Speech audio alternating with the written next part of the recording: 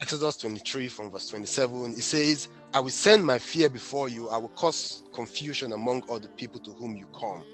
I will make all your enemies turn their backs to you. I will send the hornets before you, which will drive out the Hivite, the Canaanite, the Hittite from before you. Now listen to verse 29. It says, I will not drive them out from you. I will not drive them out from before you in 1 year, lest the land becomes desolate and the beasts of the fields become too numerous for you.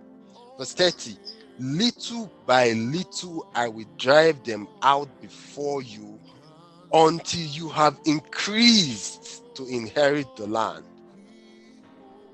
God knew that if he were to drive out all the enemies of Israel before they had increased and were capable of inheriting the land, something else would take over that land.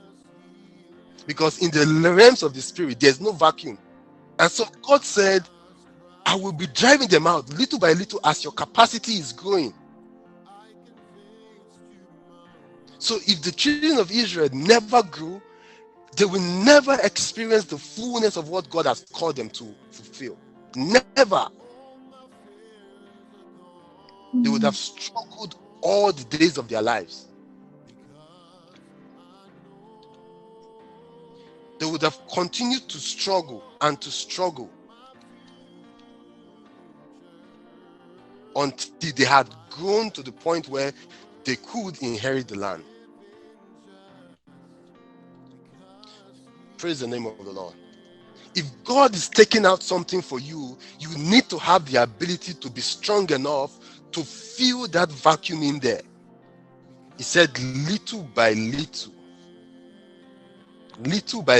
I will drive them out before you until you have increased and you will inherit the land.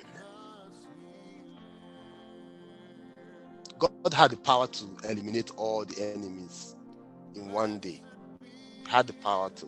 He could have done it.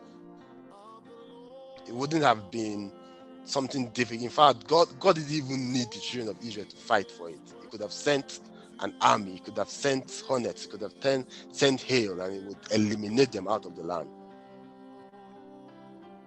But until Israel had grown and increased in capacity, they would not have been able to inherit the land. So the first reason why building capacity is important is that God wants to give us more, but he won't give us more than we can handle at each point in time.